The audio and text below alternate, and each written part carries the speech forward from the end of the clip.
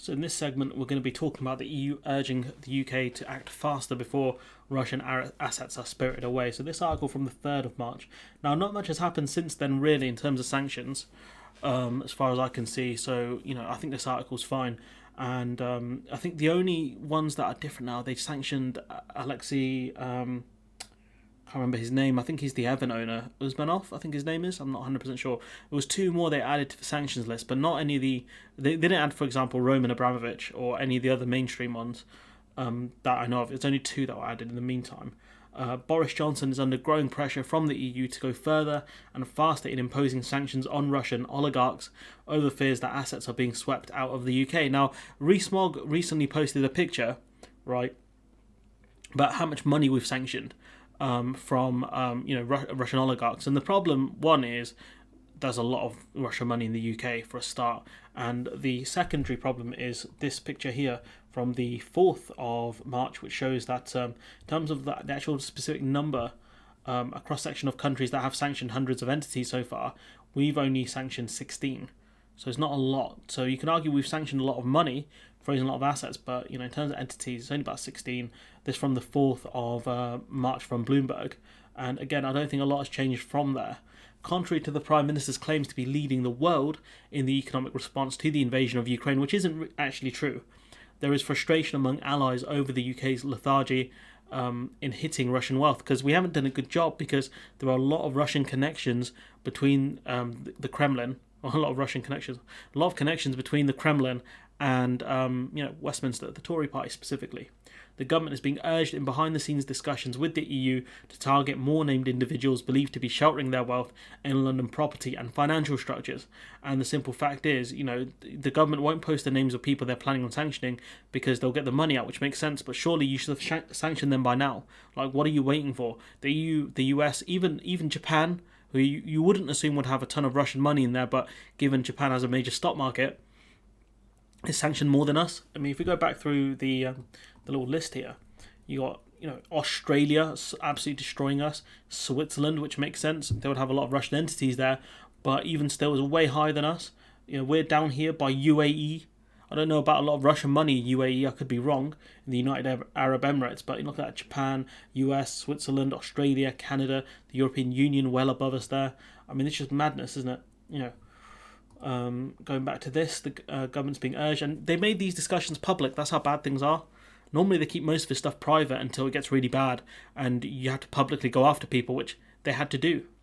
That private frustration was made public in comments made from Franz Timmermans, the European Commission's Vice President, on Thursday. He said, "I don't hesitate to say this," Timmermans told the BBC. "The UK is now following our lead," which is true, because I think it was Ben Wallace, I think his name is, the Defence Secretary, saying we'll follow the EU's lead on it. It's like, what do you mean, son? What do you mean? We should be leading. I thought we're Brexit Britain, global Britain. Where's all that bluster gone?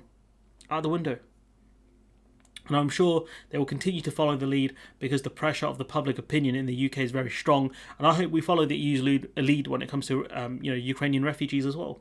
And I think now even parties who accepted funding from oligarchs should understand that they should need to change course, because that's what, if I don't misunderstand the public mood in the UK, that's what the British public wants. Essentially saying even the British public want sanctions to be dropped on, not dropped, sorry, it's the wrong phrasing there because that could be misunderstood. You put onto Russian oligarchs, and essentially the UK to be accepting less kind of Russian, dirty Russian money to be laundered. The Foreign Office has for days been promising to publish a schedule of oligarchs it will hit, but as yet 8 individuals at the time of recording and of this article being written with links to Vladimir Putin have been listed. The government official told The Times on Thursday it would take weeks and months to enforce sanctions on the same level as the EU due to the lack of legal and investigative capacity. And let's not forget, the Tories have actually massively cut some of the funding to these kind of institutions that would deal with this stuff typically. Not for specifically to protect Russians, but more so because of their anti-state mentality of why do we need to fund things? Why should tax money go here? And it's really biting us, the fact that there's so much Russian money in the UK, and the simple fact is you don't have the facilities to deal with it, and that's why maybe we can talk to the EU and ask them for help in this regard to see if there's anything we can do, because the EU do want to clamp down on this. So maybe if we're nice and we say to the EU, look, we don't have the capabilities you guys have, because of Brexit and because we're idiots, can you please help us out because all this Russian money is going to go. Meanwhile, among the 680 individuals subject to EU asset freezes and travel bans are tens of named oligarchs or Putin allies, including Igor Shuvalov, formerly Vladimir Putin's deputy prime minister, who sits on the Russian Security Council. Because I don't know how often I use this example on the channel, but the UK is acting very much like how the US acted when it came to League of Nations sanctions, where the US just undermined the League of Nations, the precursor to the UN, because they didn't follow it. They didn't follow what they did. And the UK is essentially, I would not be surprised if a lot of the money that could be frozen in the EU is going to flow into the UK and then, for them to try to get the hell out afterwards. I would not be surprised if that's happening right now, especially as a lot of the Russian banks are facing sanctions. I could be wrong, but, it seems to be the case right now. Asked about the discrepancy between the UK and EU record on imposing sanctions on individuals around Putin, the Home Office Minister Damien Hines told the BBC it's not competition. This guy. All during this whole COVID era, you guys are like, Britain, we got more vaccinations than the EU, than Germany, than France, and then once we start getting beaten, it's like, we shouldn't do international comparisons, and now we're struggling on the international stage. We're like, it's not a competition. Well, it's not a competition, but you suck regardless. On Wednesday, the Labour leader Starmer questioned why Shuvalov, who owns 2 luxury flats in the Whitehall Court, and others like him were not yet being targeted by the government. Also, the owner of Chelsea Football Club, Roman Abramovich, who Starmer said had been accused in a leaked Home Office document of having links to the Russian state as well as to corrupt activity and practices, is also not yet subject to UK restrictive measures. And we'll talk about that in a separate video, actually, Roman specifically. But he's announced he's selling, Chelsea. You're literally giving this guy so much time that he's seeing the sanctions come in, okay? He knows he's going to be sanctioned eventually, or at least he thinks it's going to happen eventually, to the point where this man's going to sell Chelsea Football Club, and he's had offers already, and he said these aren't good enough. This man is so not concerned by these sanctions to the extent that he's like, no, I'm just going to wait for a good offer.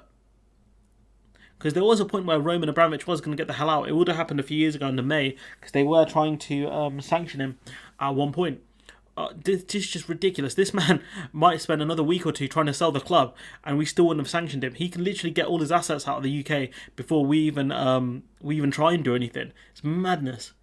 EU officials confirmed that they were concerned by the flight of assets out of the UK, which has long been a favoured location for shielding the wealth of Russian oligarchs linked to the Putin regime. Very easy. You have a lot of top class accountants and lawyers in the city of London who can help you hide your money, really. On the question of oligarchs, we believe seizing and freezing assets is really important, and we believe one of the most effective tools, an EU official said, because the way I see it is these people get sanctioned, right? They have direct links to the Kremlin, so they're going to call Vlad and they say, Vlad, they took my money, they took my boat because of your invasion of Ukraine. What am I supposed to do now, Vlad?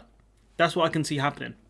Of course, we are encouraging partners to do the same, they mean the UK, and to move as quickly as possible, the official said. Speed is of the essence, because if you announce sanctions and then you take a week to take action, then the assets are somewhere else. So that's important. Most of this stuff is liquid assets, money in bank accounts. Properties are a bit harder to sell off because you want a certain value out of it, especially given how astronomically high house prices are in the UK, specifically London, comically high.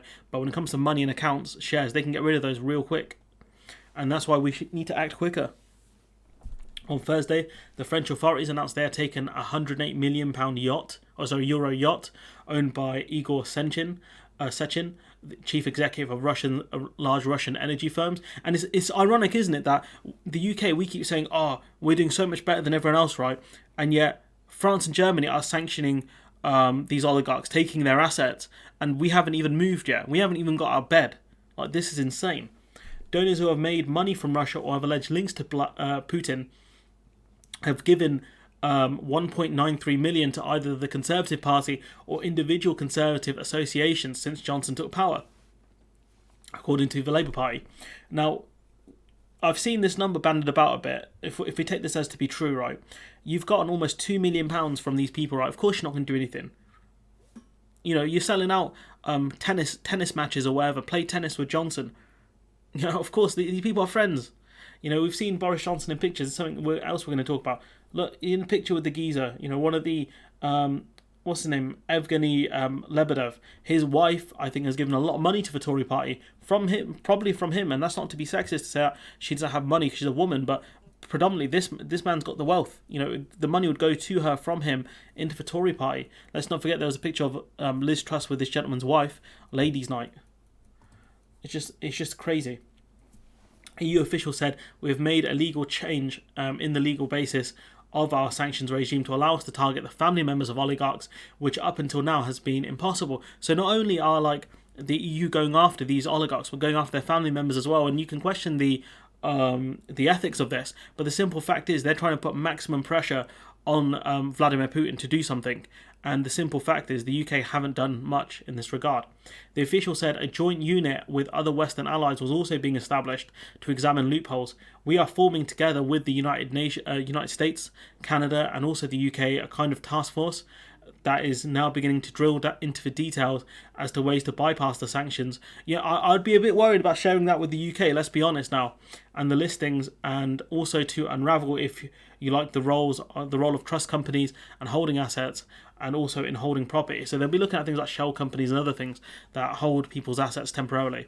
This will provide, I think, the information base that will be incredibly useful, both in terms of looking at further listings and extending listings to close loopholes as they become apparent in that is operational and working, kind of ways that they're going to pull the money out of, Western countries and whatever, back to Russia or wherever they want to take it, the Cayman Islands or wherever. And what's interesting? They could use these techniques on other people who do money laundering from other countries, but also, more importantly, people in their own countries who use these tactics to launder money. This could be quite interesting. Big side effect of Putin's actions. And we go here, right? So Boris Johnson met an ex-KGB agent during a highly controversial trip to attend a party 2 days after a high-level NATO summit that focused on Russia, the Observer can reveal. So this is about the two people here. Now, Alexander Lebedev, he denied this. He denied meeting Johnson in this specific meeting. I know there's a picture here, but this picture's from 2012. The two met in Italy, allegedly. So Lebedev and Johnson, April 2018. A month after the attack using the Novichok nerve gas in Salisbury, when Johnson, in what appeared to be a highly unusual break of protocol, left his security detail, flew to a lavish party at the Palazzo near Perugia, hosted by Lebedev's son, Evgeny. Sorry, names. I like saying Palazzo, that's quite a nice way of saying it. Point being is that, look, Johnson left his security detail, by the looks of things, according to this article, in 2018 to meet this dude, up here, Evgeny Lebedev, right, left his whole grouping to meet this guy in 2018 after the Novichok nerve agent gas attack in Salisbury. It shows you Johnson's not concerned by the Russians. In fact, he probably loves them because they help pay for his lifestyle. Honestly, I will not be surprised. The amount of Russian money, to almost £2 million to Tories or people within the Conservative Party, is just madness. Especially as I think business donations to the Tory party will start drying up, or has started drying up, because of what they've done to businesses in the UK, how badly they've treated them. I would not be surprised if the Tories become more and more dependent on Russian money as other kind of donations dry up. Because these guys are jokes. Let's not forget, my man infamously said, F business. Why would businesses want to support him? But anyways, look, I'm going to leave it there. Let me know what you think in the comments below. Like, comment, share, subscribe. Support the channel on Patreon if you can. And hopefully I'll see you in the next one.